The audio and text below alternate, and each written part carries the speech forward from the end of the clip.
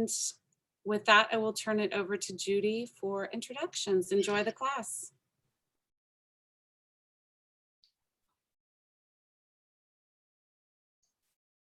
Good morning, everyone. This is the second of a two-part series on women in the New Testament, from daughters to disciples. Now, Lynn has written one on the Old Testament, and the women there were from, I think, widows to warriors or something like that. Right. From Yep. widows to warriors. We don't have any warriors so much. Daughters to disciples, it seems like a more gentle treatment of women, but maybe by that time people were a little more civilized and treated women better. We'll find that out maybe from Lynn. One question I want to ask later on, who are some of the women you didn't cover and why? But that's later. But I want to introduce Lynn. She's been in the religious department at Hope College for 30 years, not 20 as I thought last week. And she's a graduate of Princeton Theological School, PhD, I think, right? PhD from Union in New York. Oh yeah. Oh, the PhD is. So I was correct last time when I did mention Union. Union, but what degree from Princeton then? MDiv. MDiv. Okay. Right. And then of course she went to Hope College. That was her sound foundation for her graduate studies and her ministry through teaching. So Lynn, at this point, we'll, as we did last week, stop occasionally when you want to have people discuss things or ask questions, but I'll let you control the pace. And welcome aboard, and we look forward to hearing more from you about the women in the New Testament. Thank you. All right. Well, welcome everybody. Yeah, this is still a weird experience. Teaching online. I don't mind it. I actually kind of enjoy it, but I'm an introvert. So if it were me on a meeting that I didn't have to be on my screen, I would not be. But it's also nice to see your faces. So feel free to pop in if you'd like. Judy had asked about the titles, and the publisher came up with the titles. But the widows to warriors one, the Old Testament is significantly more violent and conflicted than the New Testament is. And so some of the women are right in there fighting for something or other. So my mom was saying to me the other night, she'd just read another Bible study book on women, and she said, I'd never heard of Jael. And Jael was a woman in Judges. She worked with Deborah, who you may have heard of, possibly. And Deborah was a judge in Israel in the early years, along with Samson and Gideon and those guys. And Jael was a woman who ended up cutting off the head, or not cutting off the head, but stabbing with a tent peg an opposing army general who was threatening the Israelites. So she got him to sleep, and then she just went up to him with I'm guessing a big tent peg and a hammer, and pounded it in his head. So there's one of the warriors. And yeah, there were just some other feisty women who got in various sorts of trouble in the Old Testament. So in the New Testament, it's significantly quieter. I don't think it's because the women are being treated better, alas, but they're not fighting back in the same way. It's also a very different cultural context. Just keep in mind that, in the Old Testament, throughout most of it, anyway, not all of it, but at least in the big middle chunk, the Israelites, they have Israel and they have their kings, and they're in control, as it were, of their lives. And they have this relatively powerful nation. But then by the time the New Testament comes along, there is no more Israel really as a political entity. The Romans have taken over, and so the Israelites are just living in their land, but they have these foreign, to them, foreign occupiers. So they have their temple, they have their Jewish practices and such, but they don't have political power anymore the way that they did in the Old Testament. So the idea of being a warrior and being, uprising against your government or something is just not going to happen in the same degree in the New Testament. So interesting question, Judy. So anyway, that's probably more than you ever wanted to know about these things, but it is an interesting question to think about that that in the New Testament, the Israelites are not in any kind of political power anymore. So, all right, I had asked you at the end of the last session to maybe think about any women that you knew from sermons or Bible studies or whatever. And I'd be curious to have you chip into those, either put them in the chat or unmute yourself and tell me about them.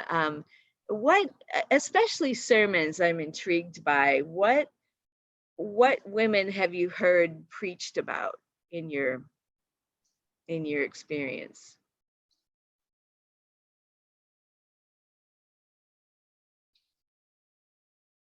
You do go to church, don't you, folks?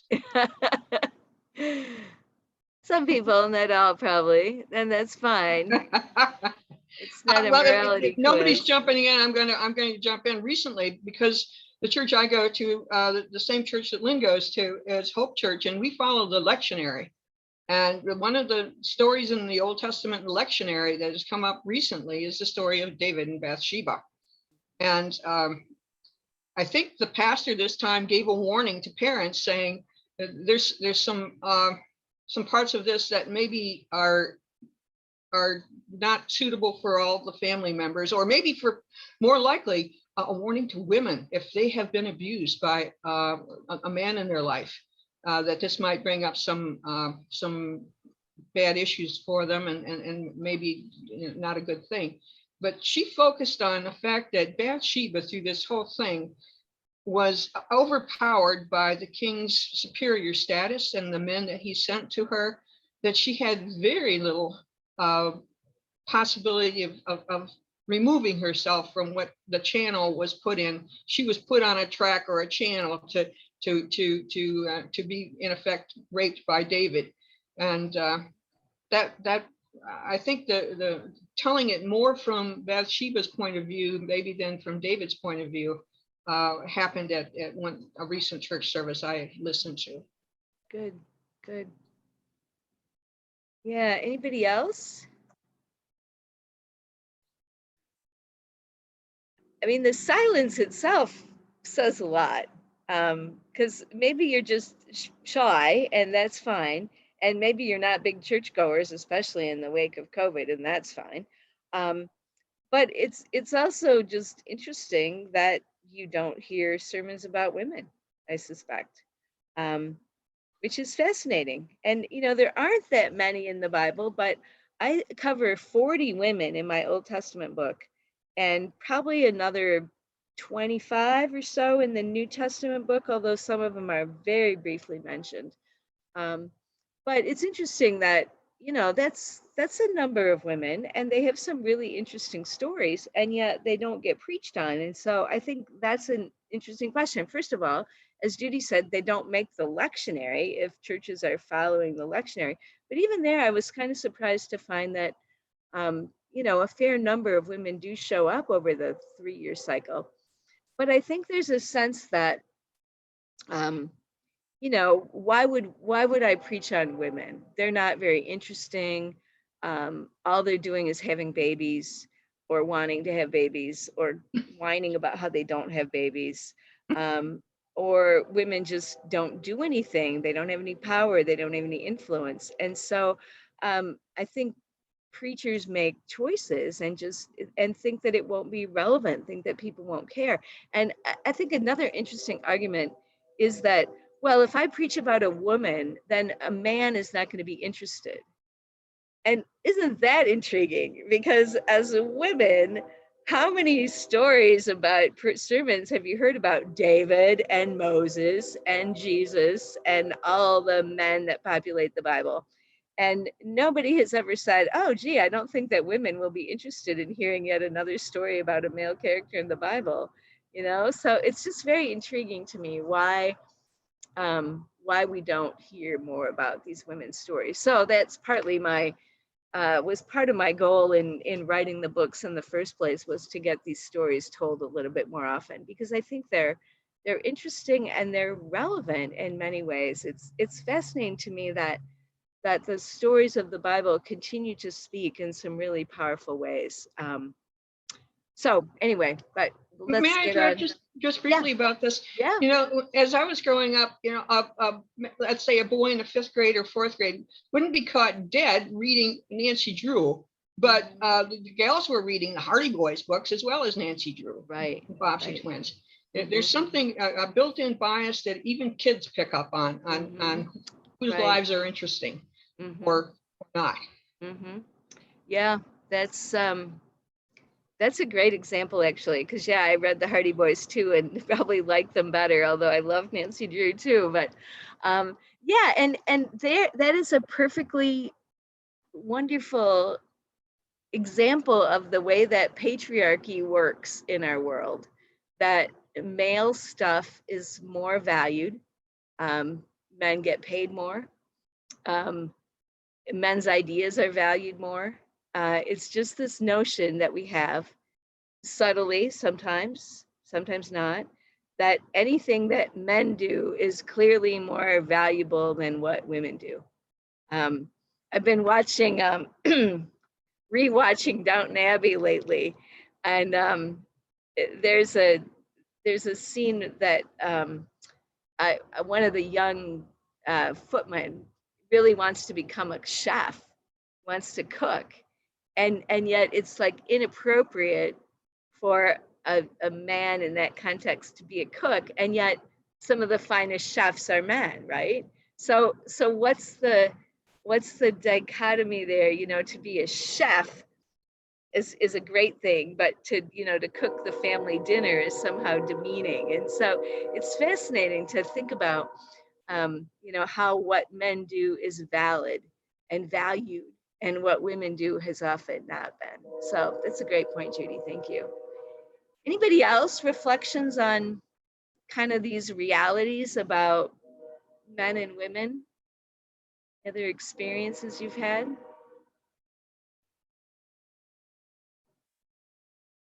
All right, well, let's launch into some of the stories then. Again, if you have a Bible, it might be helpful. I want to start with one of the kind of the well-known stories of Mary and Martha. All right, so that's in Luke 10. If you have a Bible in front of you, but if not, I'll read it. But just to start off again, let me try to get you involved in thinking about this. One of my favorite things about teaching HASP classes is the interaction with people, and that's one of the things that gets lost a little bit in the video format. What have you heard about Mary and Martha? Anything? Stereotypes? Any assumptions? Was one better than the other when you were growing up? Anybody? And maybe these don't even ring a bell for you. Let's look at the story and then we'll think about that some more. Okay, so Luke 10, starting at verse 38. Now the disciples went on their way, and Jesus entered a certain village where a woman named Martha welcomed him into her home. Okay, so remember, this is the 12 disciples plus Jesus, right? So it was probably Mary and her sister, Martha and her sister Mary, and possibly their brother Lazarus were there. And then Jesus shows up, okay? So Martha had a sister named Mary who sat at Jesus's feet and listened to what he was saying. But Martha was distracted by her many tasks. So she came to Jesus and asked, "Lord, do you not care that my sister has left me to do all the work by myself? Tell her then to help me." But Jesus answered her, "Martha, Martha, you are worried and distracted by many things. There's need of only one thing. Mary has chosen the better part, which will not be taken away from her." All right. So isn't that interesting? The church, in my opinion, would not survive without its Marthas, right? And first of all, men can be Marthas too, right? But the church would not survive without the people who do things, right? So who plugs in the coffee pot? Who makes the coffee on Sunday morning? Who does the funeral lunches? Who makes sure the paraments the fabric on the altar is clean after the pastor drips wine on it on Sunday morning? Who tends the children? Who brings the food to the people who are shut in? It's the Marthas, right? Who do the work. I don't know if any of you watched The Handmaid's Tale on it's the 4-part series of Margaret Atwood's novel on Hulu. It's fascinating, awful, but fascinating.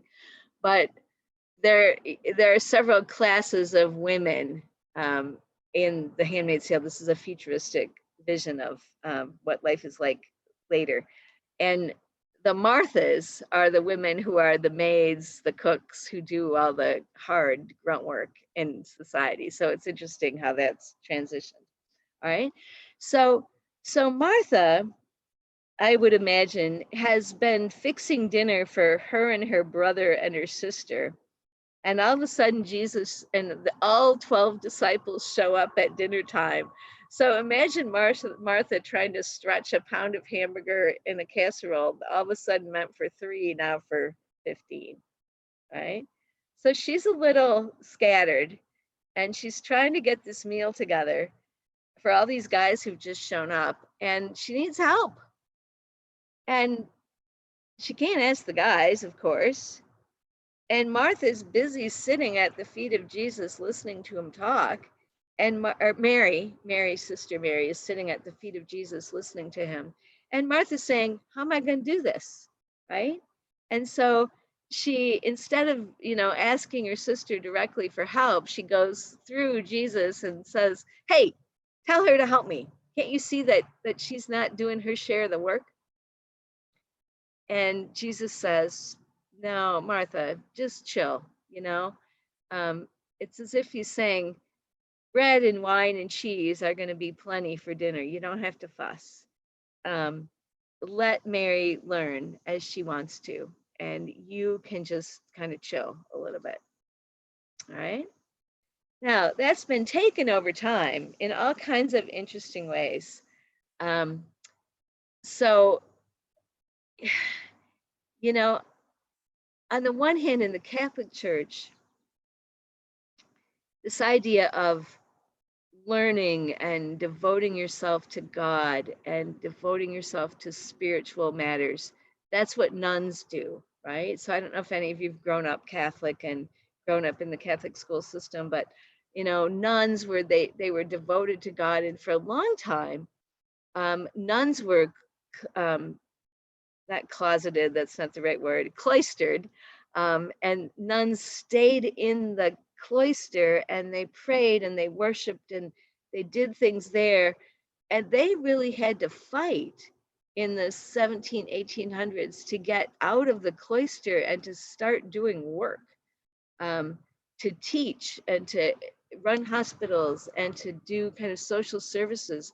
Nuns had to at first convince the powers that be in the Catholic Church that they could be out in the world doing these kinds of service things, because nuns were supposed to be like Mary and just listening and quiet and worshipful. So that's an interesting connection to this. So on the one hand, Jesus is praising Mary and criticizing Martha, and yet historically it's been the Marthas who've kept the church alive with their hard work, so it's just a really interesting tension in all of this.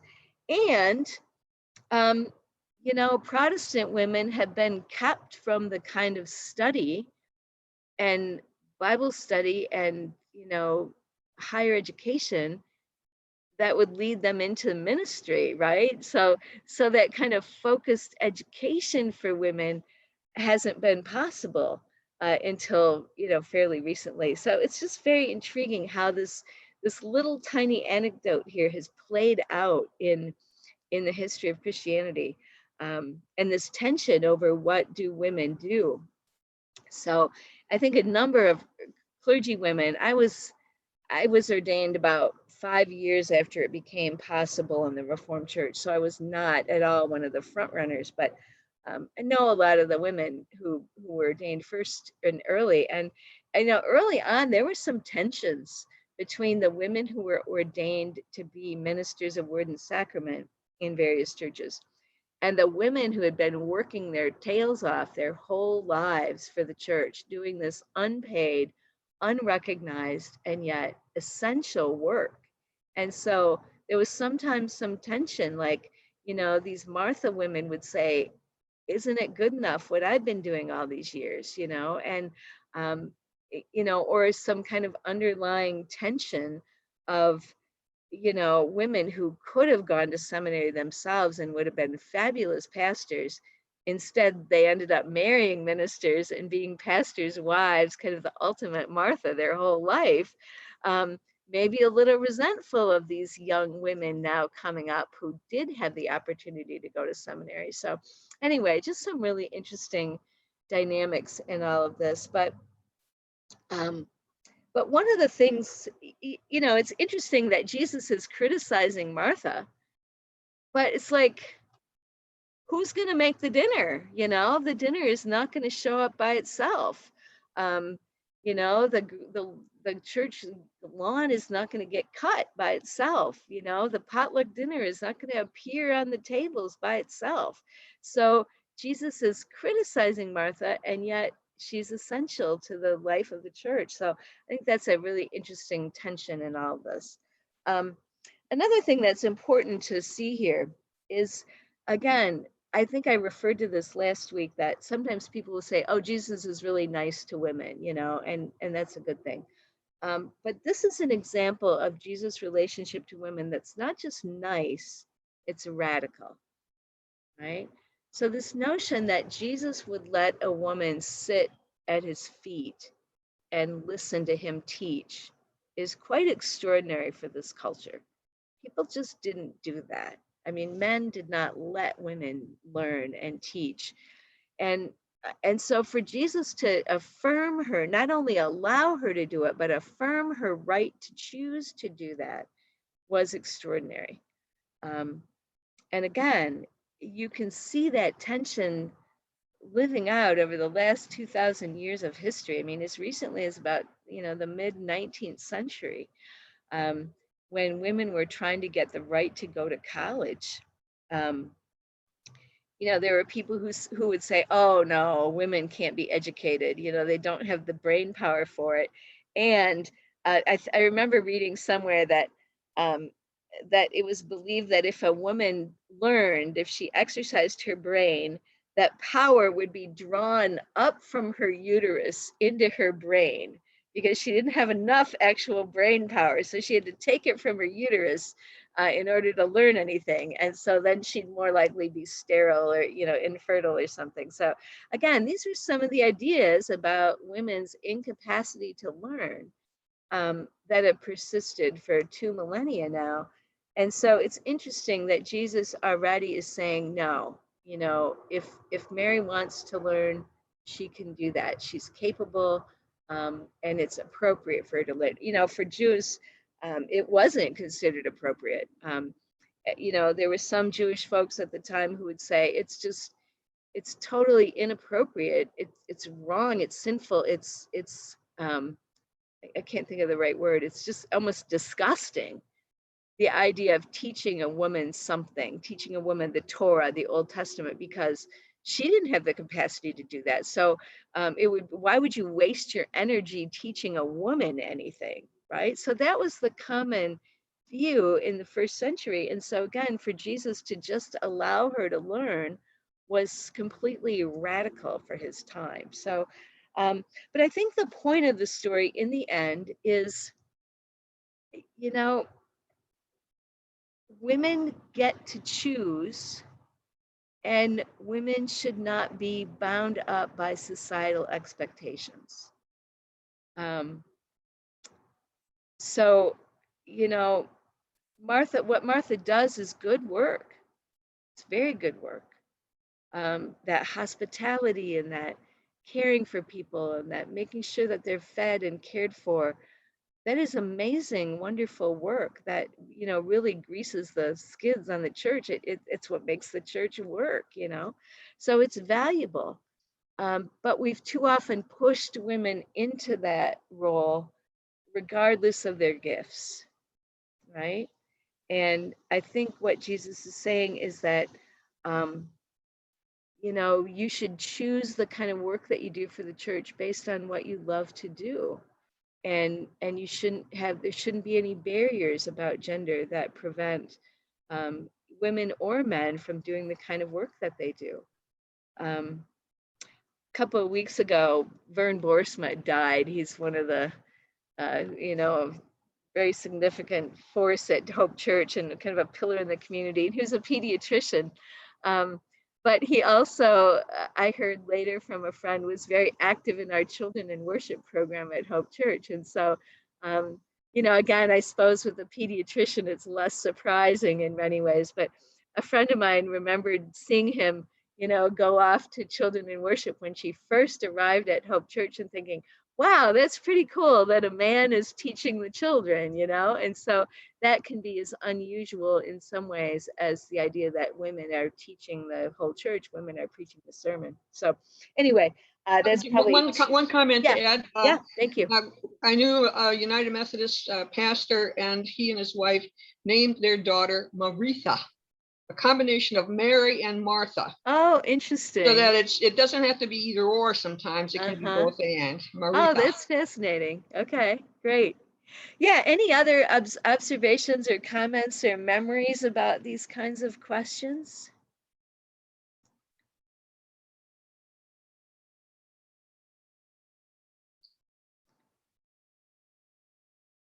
There were a lot of Martha's circles or, guilds or women's groups in the past in the church. So again, just as she's criticized in a sense, she's also being held up as a model.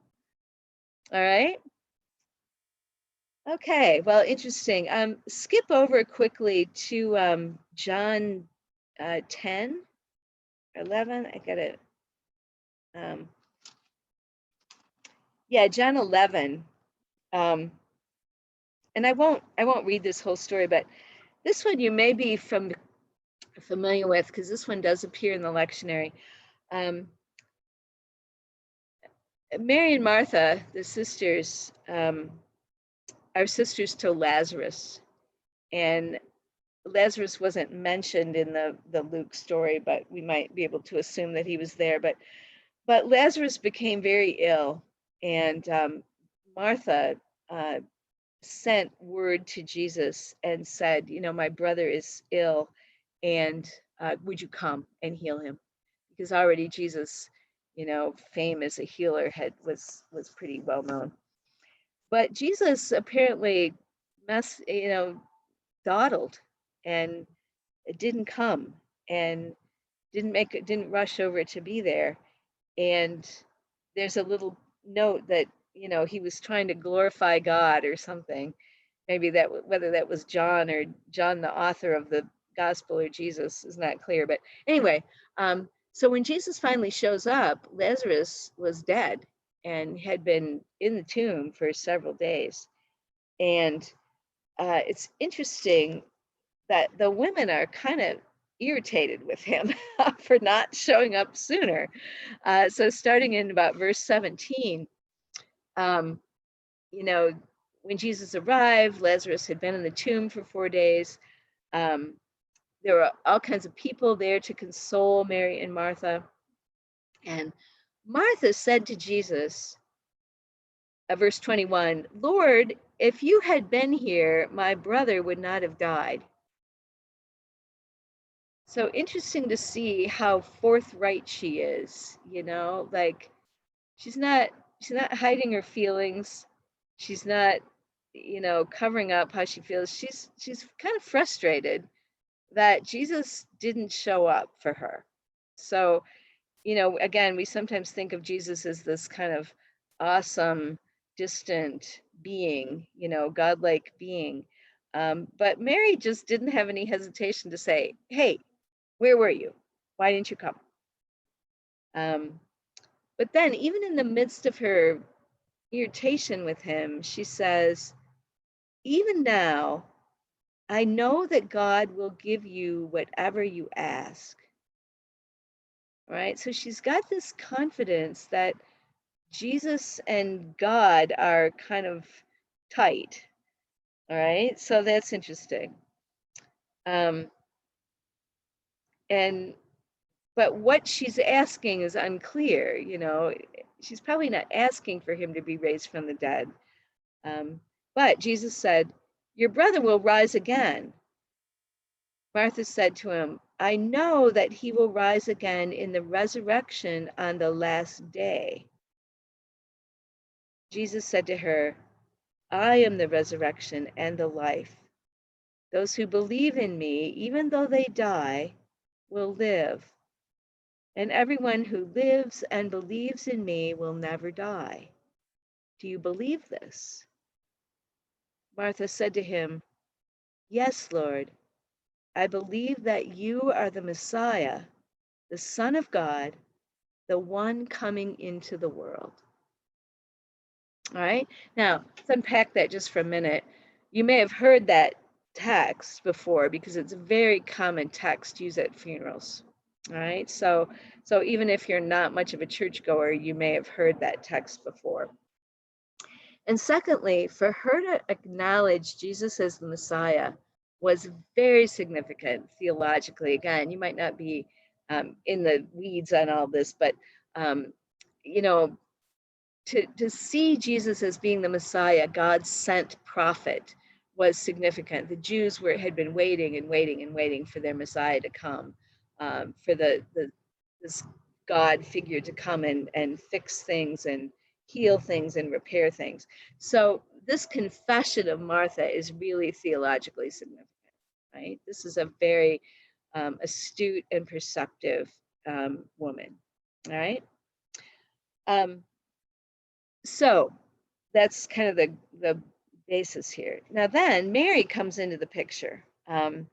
So Martha calls Mary to come. Mary had been at home, and she says, "The teacher is here and calling for you." And Mary goes out and meets Jesus. And so in verse 32 of chapter 11, when Mary came to where Jesus was and saw him, she knelt at his feet and said to him, "Lord, if you had been here, my brother would not have died," right? Same song, second verse. When Jesus saw her weeping, and the Jews who came with her also weeping, he was greatly disturbed in spirit and deeply moved. Jesus said, "Where have you laid him?" They said to him, "Lord, come and see." Jesus began to weep, right? So the Jews said, "See how he loved him." But some of them said, "Could not he who opened the eyes of the blind man have kept this man from dying?" Right? So any of you ever memorized Jesus wept when you were a kid and you were forced to memorize a Bible verse, and that's the shortest one in the whole Bible, right? But again, some really interesting dynamics here, this sense of the frustration about not being healed. And again, how often do people ask that question now? Why are some people healed from their cancer and others aren't? And why doesn't Jesus act or God act to heal my family member and not, when others have been healed, why not my person, right? So that's a question that we wrestle with, and that's a big question to which there's no answer. And the fact that Jesus heals Lazarus from the dead, no less, is not something that happens every day. And I'm not sure we'd want it to. I was with a friend last night who's could be dying at any time. And, at some point in life, death becomes more of a gift than a loss. But still we wrestle with it. It's never easy and it's never something we want. But anyway, just the power of these questions that are shown in the text is important. And so, that's where the women play the role in the story. And sure enough, Jesus calls out Lazarus and he comes out of the tomb. But at one point, Martha said, Lord, already there's a stench because he's been dead 4 days. So I love the practicality of Martha, like, Jesus, you know what you're getting into? This is it's not gonna be pretty. And then it says, so Jesus calls Lazarus come out, and it says the dead man came out, his hands and feet bound with strips of cloth, and his face wrapped in a cloth. And Jesus says, unbind him and let them go. Again, interesting. We all, the old horror movies, the mummies walking around in their strips of cloth, So anyway, it's just a powerful example again of, these women with their deep faith. And faith for them is not passive. It's not a kind of ethereal piety. It's a kind of wrestling with the hard questions. And it's this ability to say to Jesus, if you had been here, my brother would not have died. And I just find that so powerful. Another piece about this that's interesting, a book I read once talked about Mary and Martha being adult friends of Jesus. They're not minions. They're not his servants. They're not just, like the people who followed the Grateful Dead around or something. They're not just groupies. They have a relationship with him of substance, and they can say to him what they need to say, and he respects them. And I just think that's really significant in terms of how we're taught to relate to Jesus, if that's something that you're interested in, that, it's not a kind of passivity and blind obedience and that sort of thing. It's a kind of adult relationship of trust and of engagement. And I just think that's a really healthier way to think about the Christian life than much of what we may have been taught in the past. All right. Lynn, may I interrupt again? Mm-hmm. This has resemblance to the story of Jesus healing the daughter of Jairus, I think, where they both, the context is, there are people said, if you could have come here earlier, this couldn't, they wouldn't have died. Right, exactly. But for me, I'm glad in some ways, because both stories introduce that whole notion of resurrection. And this is while Jesus is still alive doing his ministry. And we get this talk of resurrection. And if that hadn't happened, maybe we wouldn't have as much information about the mystery of resurrection in the New Testament. And it's provided some thought-provoking information for people over many millennia. And so that I see value in how things transpired, because it introduces us to think about the whole notion of the very mysterious notion of resurrection. Right. Yep, exactly. Good. Anybody else? All right.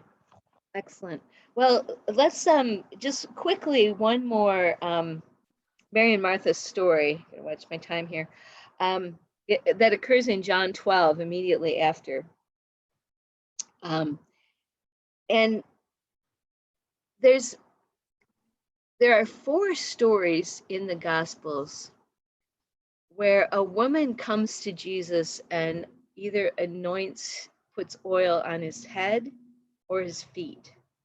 All right. There's one in each Gospel.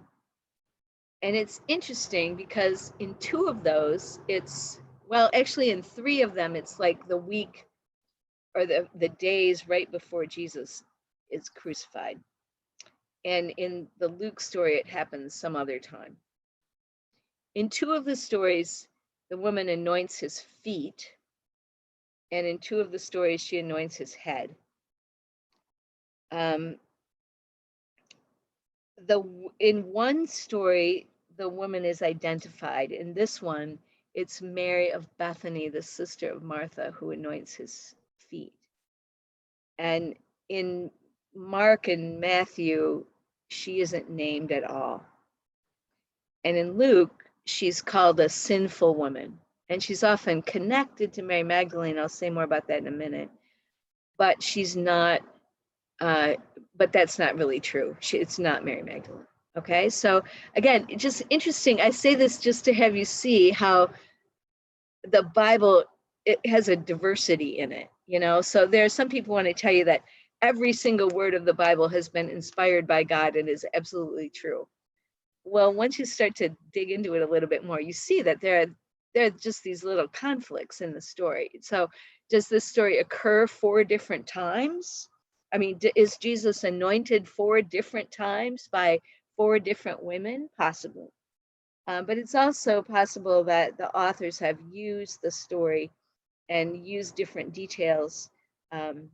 So it's just an interesting question. But anyway, it's interesting to compare them. So I'll just do this very briefly because I just want to make a quick couple of points about it.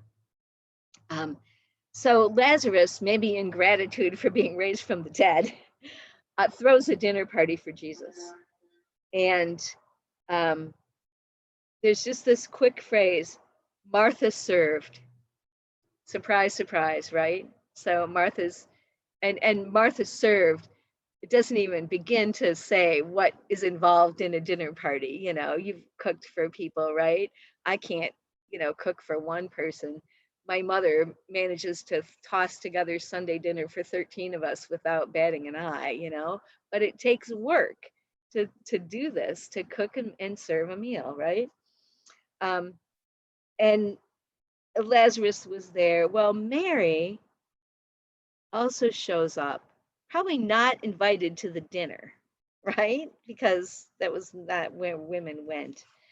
But she took a costly perfume and she anointed Jesus' feet and wiped them with her hair. All right. Now, again, I say this to my students because what's your image here? Are you seeing that she like crawled under the table to put the ointment on his feet? Probably not. They were probably lying on couches. I can never get that right. Most likely there was a center table and then there were couches laid out like spokes around the center, like spokes on a bike wheel, right?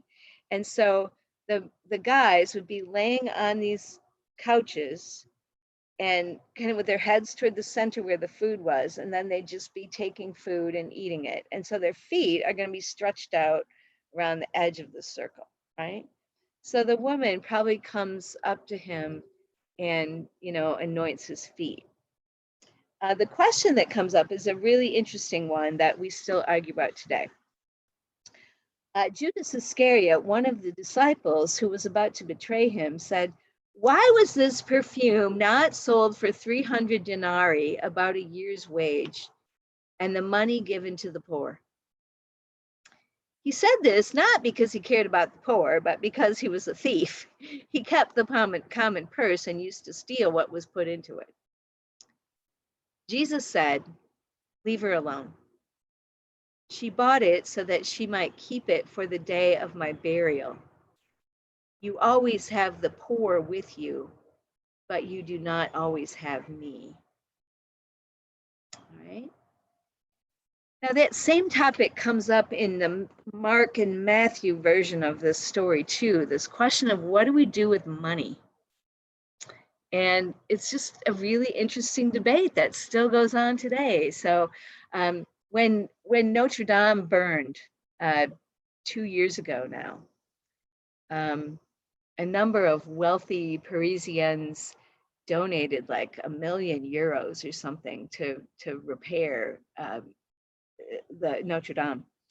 And people inevitably said, why didn't you give that money to the poor? You know, there are all kinds of poor and homeless people in Paris, in France. Why not give them the money instead of giving it to this building? Well, they said, because Notre Dame is the heart of Paris and we have to repair it and it has to look good and that sort of thing. But the similar kind of question, you know, and it comes up almost every time a church decides to do a building project. You know, should we build a cathedral? Should we add on a gym? You know, should we do something to the church, or should we give the money to the poor, right? So again, I'm not going to solve that one, but it's just really interesting. And so the debate has continued throughout time. You know, do you make the grand gesture, I call it here? You know, do you donate the money to build like the Hope College Van Andel Arena, for example, you know, and or do you give it to the poor? And a lot of people who are in that kind of position would rather give the money to something that will last than give it to the poor, right? So again, just really interesting question, all right? Yeah, but again, raised by these women's stories, all right? I want to look at a similar story. So if you want to go back to Luke 7, I just want you to be able to compare these two stories a minute. All right. So in Luke, the story's a little different. This one doesn't occur toward the end of Jesus' life relating to his, you know, impending death. This story just occurs at some other time. But again, listen to the differences. So Luke 7, beginning at verse 36. One of the Pharisees, and the Pharisees are kind of the super religious, super conservative Jewish people who were all about obeying the laws and doing the right things in Judaism. They were very serious about their religious faith, but that sometimes led them to intolerance. One of the Pharisees asked Jesus to eat with him, and so Jesus went into the Pharisee's house and took his place at the table. And a woman in the city who was a sinner, having learned that Jesus was eating in the Pharisee's house, brought an alabaster jar of ointment. She stood behind him at his feet, weeping, and began to bathe his feet with her tears and to dry them with her hair. Then she continued kissing his feet and anointing them with the ointment. Okay, let's unpack that a minute. All right, so again, picture the same kind of couch thing with Jesus' feet sticking out behind him. So she is not crawled under the table to do this. But think about the incredible intimacy of this action. Think about how Jesus might have felt about that. Like, here's this strange woman, and he may have known her, because why would she have chosen him to just come up and do this to? So he may have healed her at some point. He may have related to her. He may have been kind to her, whatever. But she's come up to him in a public, private meal, but come up to him in a home.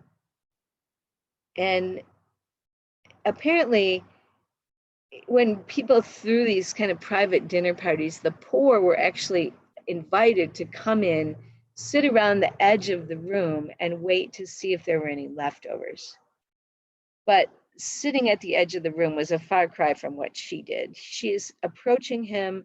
She has probably knelt down at the end of his couch that he's laying on, and she is overcome with emotion, and she is weeping so profusely that, she's washing his feet with her tears.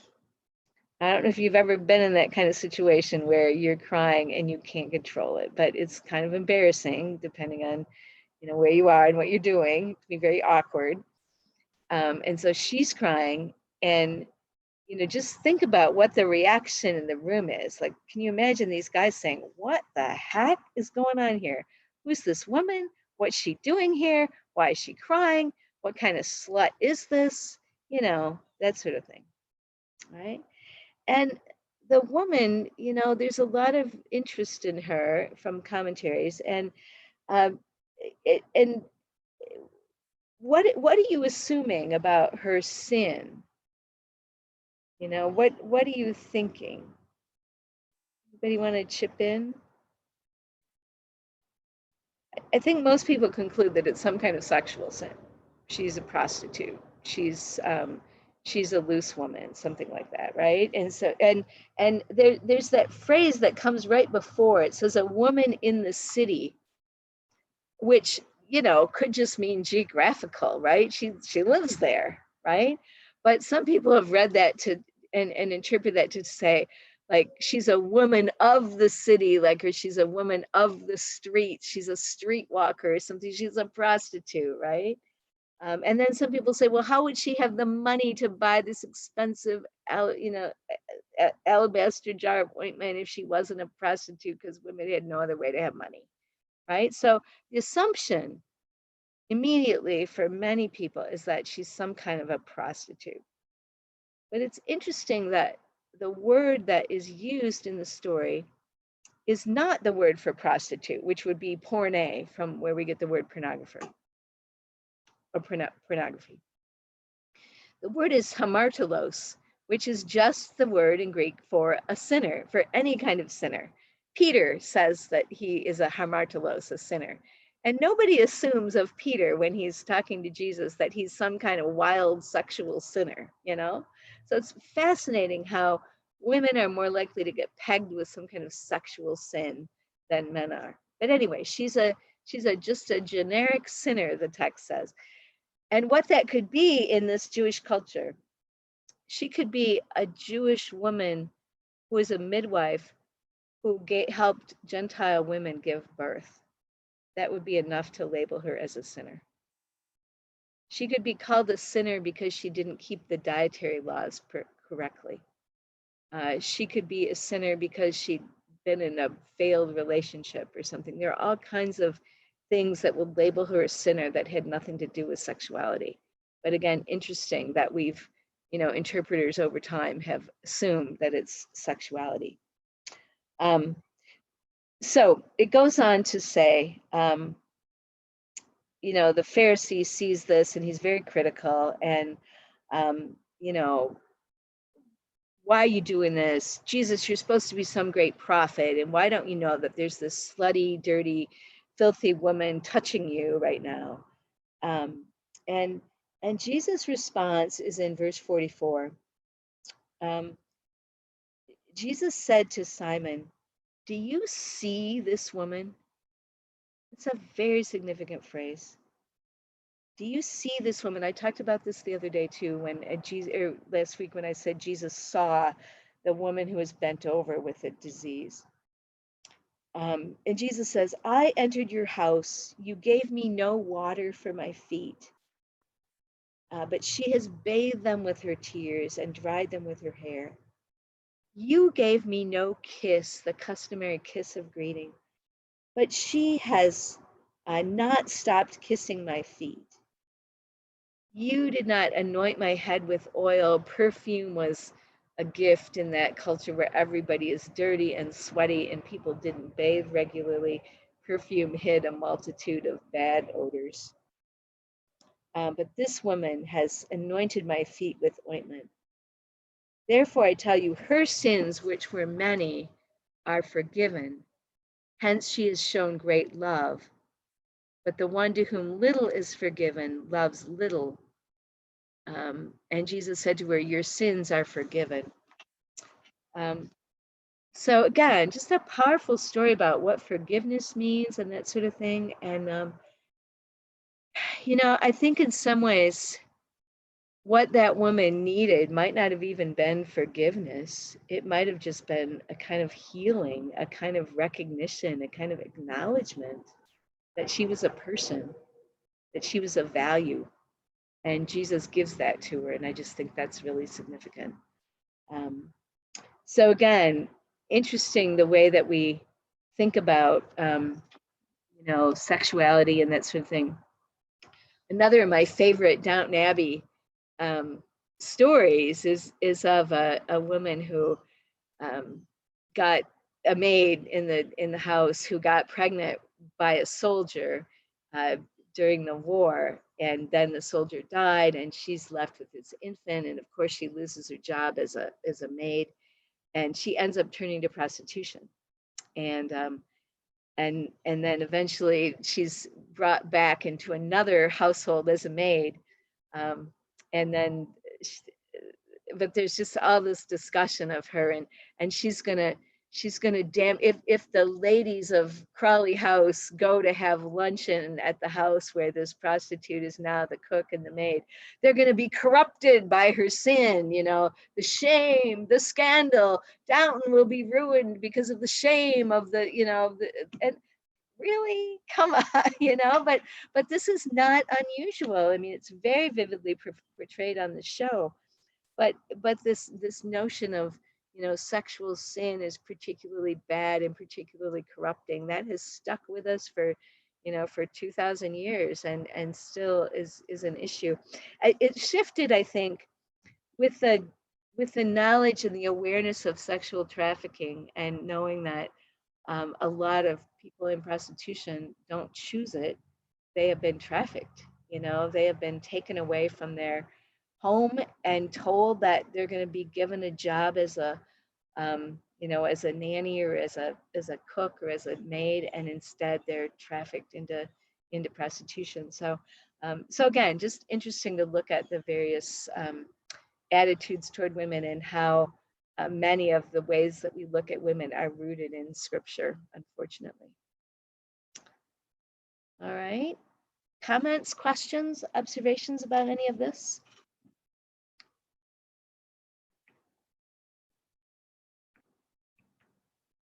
All right, then.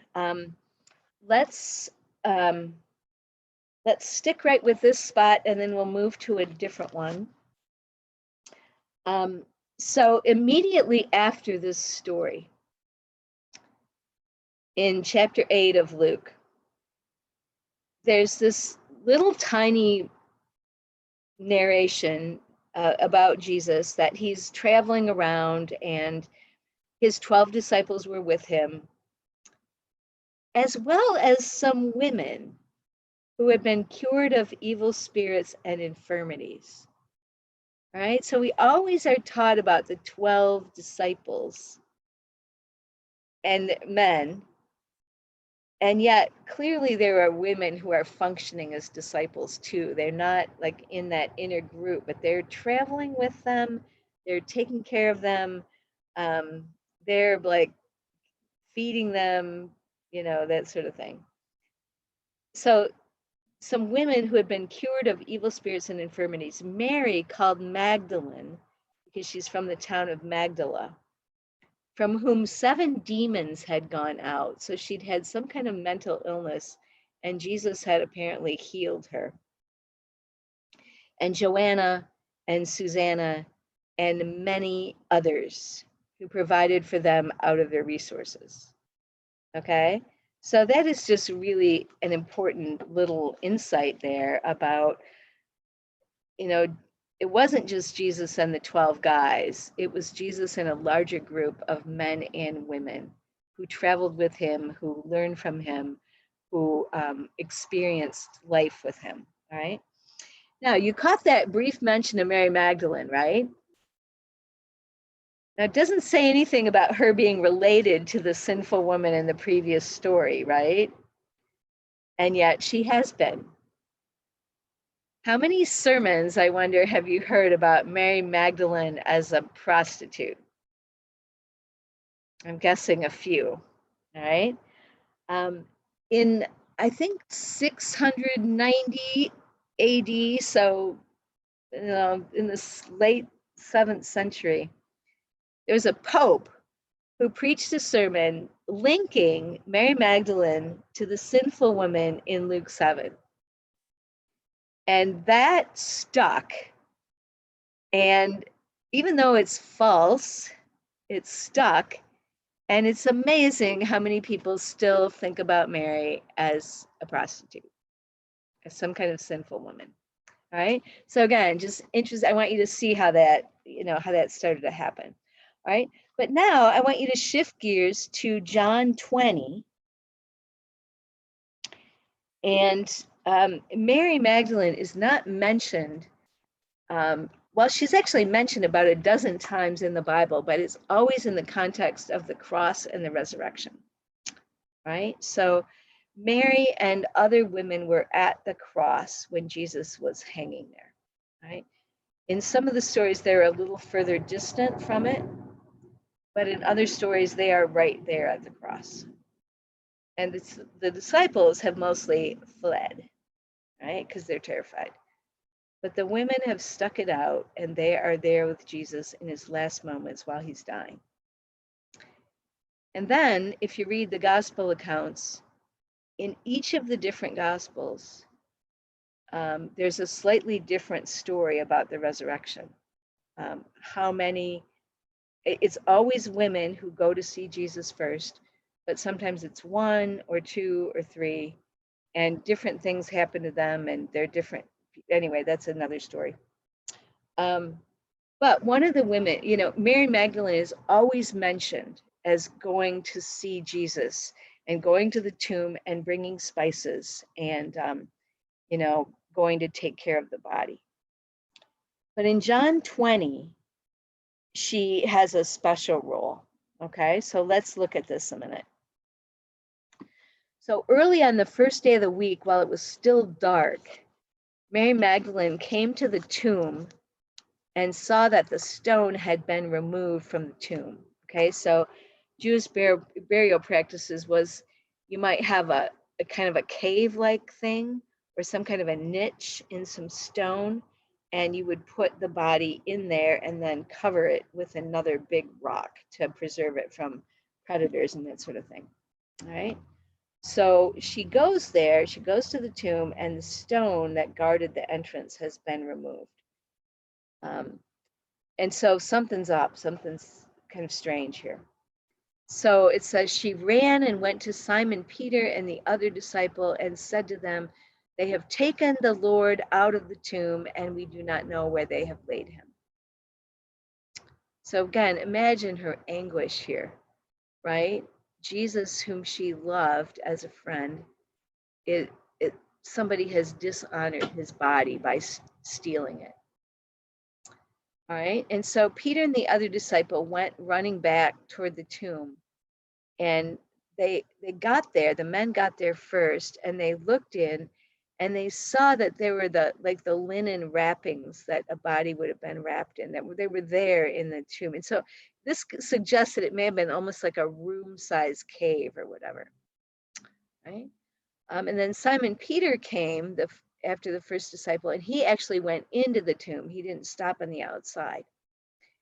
And again, he sees the linen wrappings, but then there's no body, right? So the guys are puzzled. They can't figure this out. How can the wrappings be there but not the body? And because somebody who would steal the body would not carry it around naked, they would take the whole body with the wrappings. So this was all very puzzling. And the disciples, it says, they didn't understand the scriptures that Jesus must rise from the dead, right? So they just don't get this. Understandable, right? So the disciples go home. But Mary Magdalene is left. And this is verse 11. Mary stood weeping outside the tomb. As she wept, she bent over to look into the tomb, and she saw two angels in white sitting where the body of Jesus had been lying, one at the head and one at the feet. Did the angels come to appear there? Were they not there when Peter looked in? What's going on here? Very interesting. Did Peter not notice them? The angel said to her, "Woman, why are you weeping?" Mary said to them, "They have taken away my Lord, and I do not know where they have laid him." When she said this, she turned around and saw Jesus standing there in the entrance to the tomb. But she did not know that it was Jesus. Okay, now again, give her some credit here. It's probably dark. She's been crying. The lighting may have been such that it was dark in the tomb and light outside. And you know how sometimes you see people coming and the sun is such that you can't see their faces, right? So she doesn't recognize him. And Jesus said to her, "Woman, why are you weeping? Whom are you looking for?" And Mary thinks that he's the gardener. And she says, "Sir, if you have carried him away, tell me where you've laid him, and I will take him away." So she still doesn't get it. And finally, Jesus said to her, "Mary."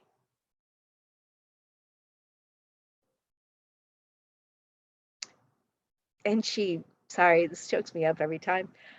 She turned and said to him in Hebrew, "Rabboni," which means teacher. And Jesus said to her, "Do not hold on to me, because I have not yet ascended to my Father. But go to my brothers and say to them, I am ascending to my Father and your Father, to my God and your God." Mary Magdalene went and announced to the disciples, "I have seen the Lord." And she told them that he had said these things to her. Now, that is such an incredible story. You know, here's this woman, and she's grief stricken because she has lost somebody that she obviously cares a great deal about. And she comes to him, and she doesn't recognize him at first, and he calls her name, and in the naming her, she sees him, you know, she knows him. And that's so powerful, you know, along with seeing somebody, saying their name is also such a powerful sign of recognition and affirmation, right? And so just this powerful story. And then he delegates her to be an apostle. An apostle is a sent one who goes and shares the good news. And so Mary's the one who goes and tells the clueless disciples that Jesus is alive, you know? And so she's got this incredible role in proclaiming the gospel and the good news of the resurrection. But when you look at the book of Acts, and when they talk about who sees Jesus after he's raised from the dead, she's not mentioned. She's like written out of history in many ways. And there are legends about her. There are legends that say, you know, she went to France and she, you know, she brought the gospel around and she was a very powerful woman. But the text itself kind of stops after this point and it doesn't acknowledge her as an apostle. So in the book of Acts, when the 12 disciples, and really the book of Acts doesn't even talk about all 12 of the disciples, just a few of them, and it introduces Paul. So as the book of Acts talks about how the gospel is brought out to the whole world from Jerusalem, it never mentions Mary Magdalene, which is, I think, so powerful. So why does she get lost to history? Well, she doesn't get lost exactly. She's known as a prostitute, right? So even some of these stories about how she goes to France and preaches the gospel, if you look at the artwork on Mary, and just go to Google Images after the class or something, and just put in Mary Magdalene and look at the artwork that comes up. You know, some of it is of her being a very beautiful woman, but a lot of it is her being ugly. She's dressed in tatters. Her hair is all a mess. She's just awful looking. And the idea is that She had to live with her sin of prostitution for her whole life. She spent her whole life repenting of her awful, terrible sin. And so she looked bad all the time because she was penitent. And why would she take care of herself? Because she was so sinful and awful. You think, what? Where did this come from? A tradition that is supposed to emphasize forgiveness and a new start. First of all, she wasn't a prostitute in the first place. And second of all, why would this woman have to bear the weight of her sin for her whole life? You know, so again, it's amazing what the Christian tradition has done with this woman who should be celebrated as an apostle, as a friend of Jesus, and yet is, you know, remembered as a hooker, as a whore, you know. And it's just fascinating to me how this has worked, all right? So another piece that's important in the text, it was striking to me when I read it this time. You know, it says she turned and said to him in Hebrew, Rabboni.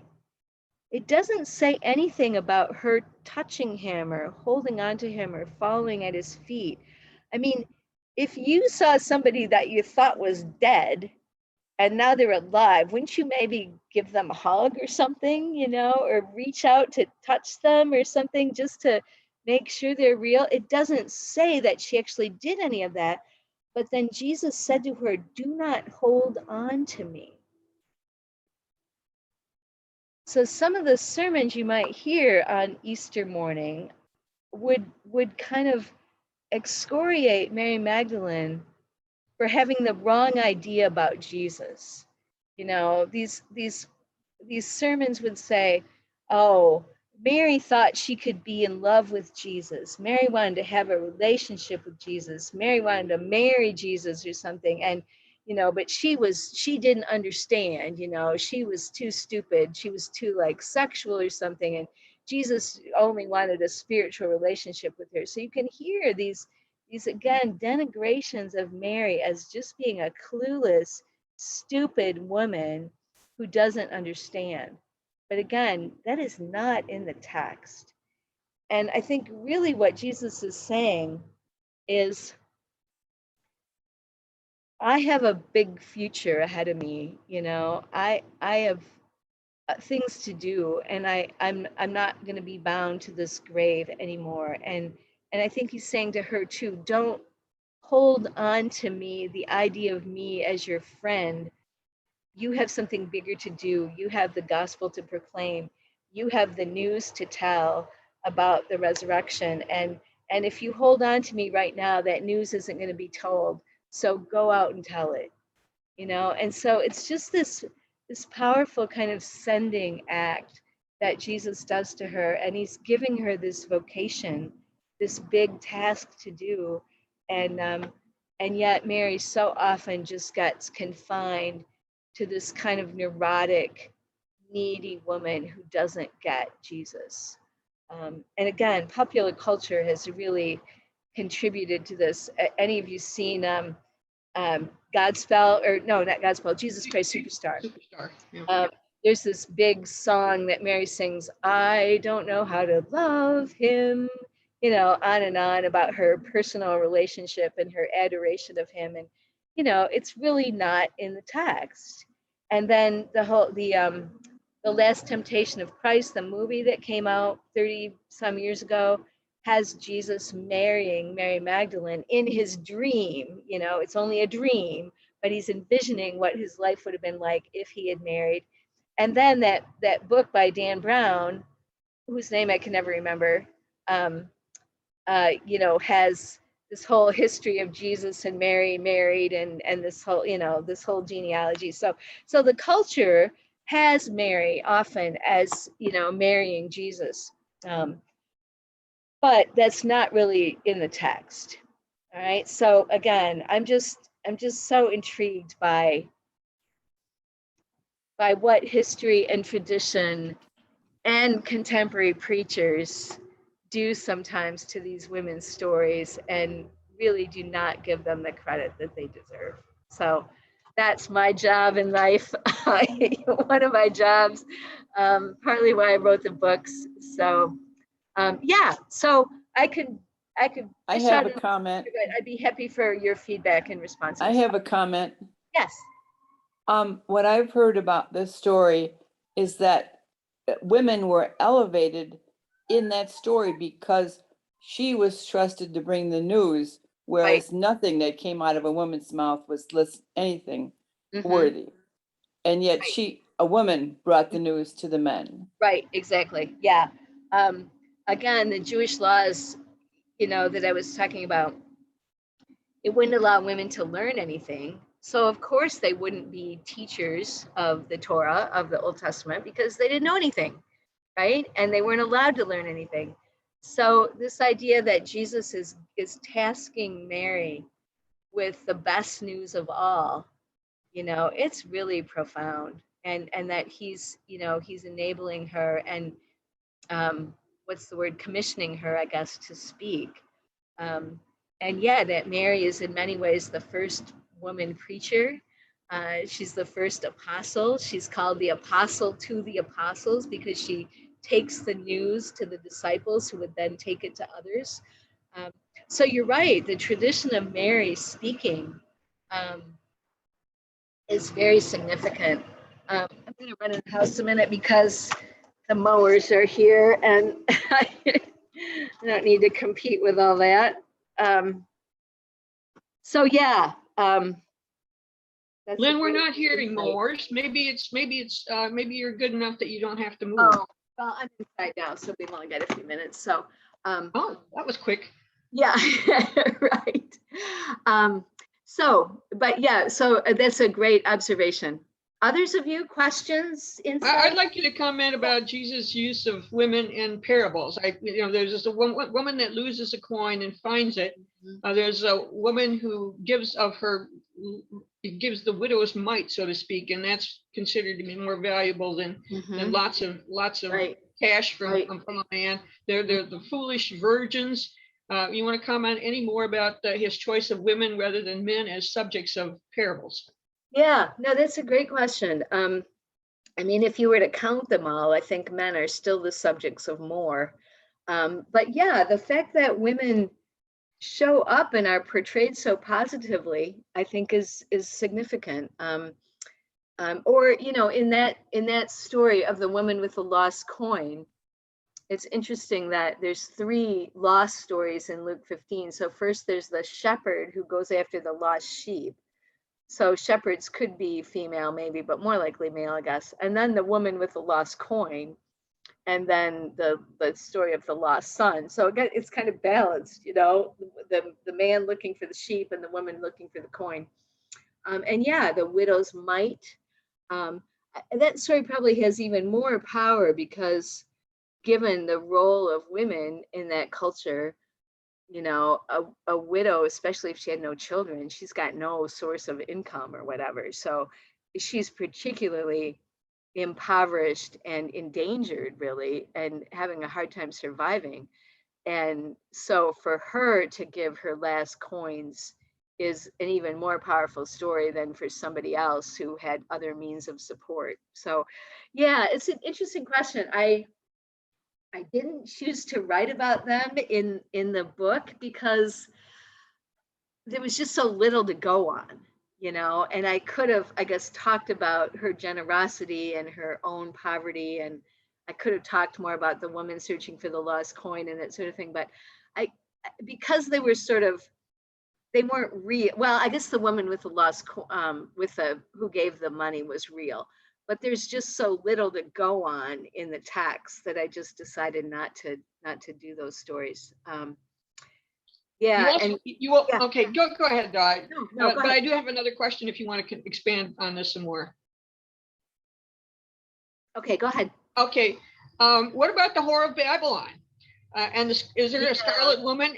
What about the women that their treatment in Revelation as vehicles for propaganda or whatever? Right. Oh yeah, that's a really interesting point. Kind of the Jezebel connection. you know, in the Old Testament, Jezebel is seen as this horrific woman. And she was kind of nasty, but she also took care of her own family and her own religious faith, but it was the wrong one. You know, she was actually very devoted to her husband and her religion, but it was the wrong, her husband was a bad king, and she had the wrong religion. But yeah, so this Jezebel notion of this nasty, fallen, awful woman, she shows up again in Revelation, and not Jezebel herself, but the kind of the imagery, the model, the story. And yeah, in Jezebel, there's this, or in Revelation, there's this evil, dangerous woman. Yeah, so that, I mean, you know that story, you know how often women are portrayed that way, and sometimes they do act like that, but it's gotten to be a stereotype or a myth or a trope in literary terms that shows up a lot, and it's often used to, you know, to keep women in their place, right? Because if a woman is going to be a Jezebel, if she's going to let you down, if she's going to betray you, if she's going to commit some kind of sexual sin, well, then watch out for women, right? If that woman's natural behavior, then you gotta keep them from doing all that stuff, and you gotta keep women in their place and keep them at home, and you can't let them do their natural things, right? So do you see how that stuff keeps coming out? I mean, even as something as simple as like dress codes for kids. Like, have you heard about that? Your grandchildren or whatever? I mean, girls 8 years old are being told at school that they can't wear spaghetti straps, you know, thin strap tank tops or something, because the boys are not going to be able to control themselves by the sight of women's clavicles. Like, come on, what is this about, you know? So this notion that even young girls are these temptresses of men, that's a stereotype that has all kinds of insidious, I can't think of the word, you know. Implications. Yeah, thank you. Implications for our culture, right? So yeah, that Whore of Babylon is something that, you know, just comes out in a lot of different ways. So yeah, great example. Thank you. Anybody else?